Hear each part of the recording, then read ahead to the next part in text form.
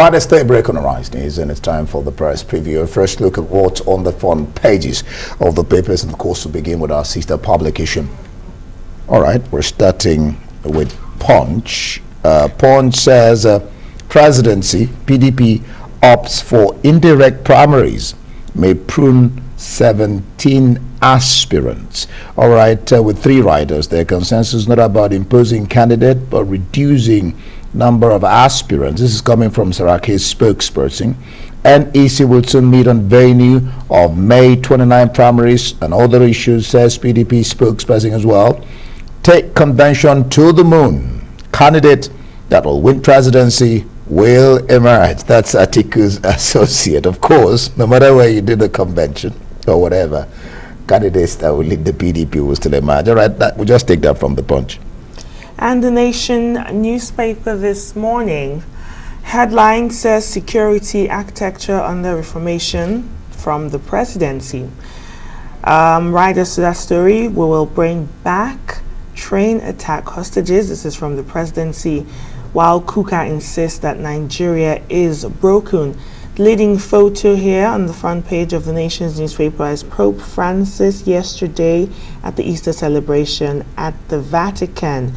It was the first gathering after 2 years. More headlines here. Aspirants step up governorship ticket chase. Some other headlines above the nameplate of the Nation this morning. Fund managers invest 8 trillion naira petition cash. Meanwhile, 2023 Bello ready for open contest, says campaign DG. Well, while we wait for this day and the Tribune papers to get here, okay, we've got the Tribune, if we can get that on the screen. Kukat Buhari, that's the Archbishop of Sokoto Diocese speaking. Nigerians no longer recognize their country. Other headlines, surging food, gas prices push Nigeria's inflation rate to 15.92%. And war without end between Tinubu and Oshibaja's supporters. In the National Drug Law Enforcement Agency intercepts cocaine hidden in footwear, toothpaste at airports. All right, now I think we have the Stay newspaper. Let's see what it is saying boldly there. Atiku, after 7 years of APC's incompetence, Nigeria needs a unifier, and I'm sure he's saying that is him. All right, he has about 3 riders there. Urges Southeast to focus on, quote, what can't lie. I wouldn't know what that is. And says tales about marabouts predicting his presidency surprising. Kuka to Buhari, you have divided Nigerians along ethnic, religious, and regional lines. You see that bold statement from Atiku there. Nigerians must improve, and that can only come about by devolving powers. And just below Atiku's picture there, we draw pardon for Darie Nyame. This is coming from Serap. It tells the presidency to do that. And just below the This Day logo on that light blue stripe, sideline an APC, Yari Marafa quit ruling party and joins the PDP. This is from This Day. Some international papers this morning. Financial Times says, okay, Ukraine war and stagflation pose threat to world economic recovery. It also says, keeping faith, fight goes on in Maripol.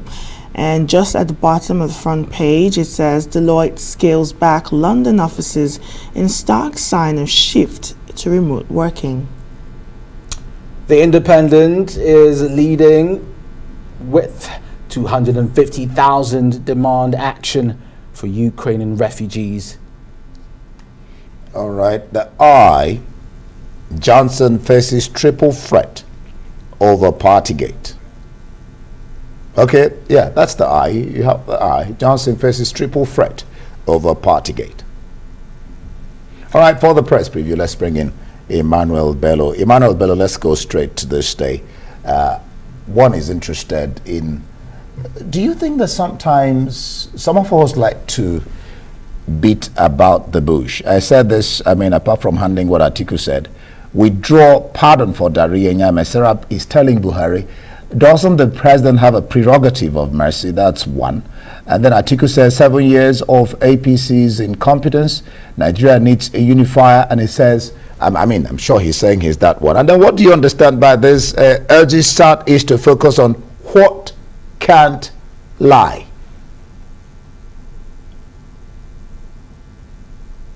Good morning. I'm happy Easter. Yeah. We're still in the holiday season.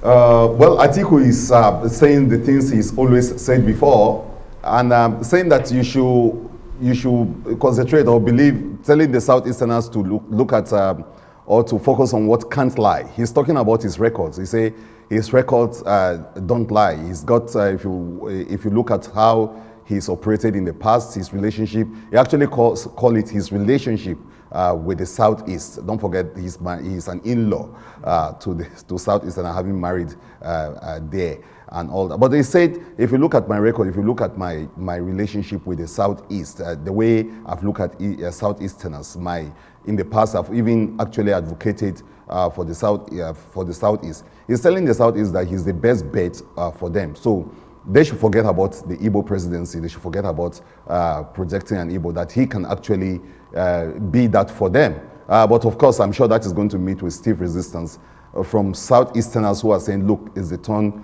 of an Igbo man to be president. And don't forget that these kind of agitations been on for a long time. And the PDP is grappling with the crisis of zoning. But Atiku in this interview, very interesting interview, I'm sure a lot of people want to pick the paper this morning, look at it's exclusive to the This Day. He said a lot and some new insights too into why he's running. He compared himself to Churchill, to other great leaders in the past who have actually, he say those attempts are trying to be president, because there are people who have said that, look, why do you always come every election cycle, every 4 years, you come around and you want to be president? Is it a sign of desperation? Some even saying that there's actually a mythical angle to that he's been told by Marabouts that he's going to be president someday.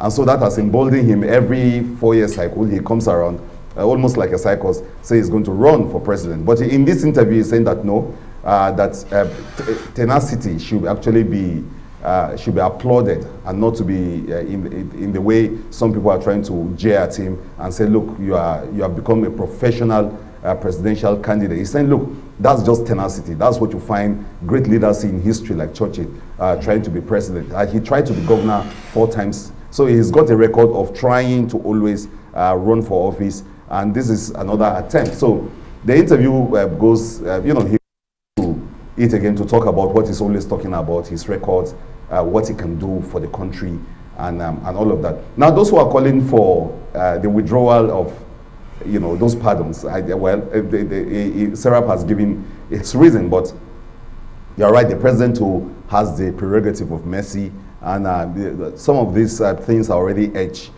in the protocols of Mr. President, and what presidents can do. So I think it's difficult for anybody to reverse those pardons, almost 150 something of those pardons that happened last week. So well, the call might be in order, at least for the records, but the president has already exercised his prerogative of mercy. It will be difficult to actually reverse those pardons. That's an interesting take, Emmanuel. Let's take a look at the Punch newspaper. It says the PDP opts for indirect primaries and may prune 17 aspirants, and now NEC will meet soon on the venue of the May 29th primaries and other issues. We know they're meeting on Thursday to discuss the zoning issue for the presidential ticket. What should we expect, or what do you expect from that Thursday meeting?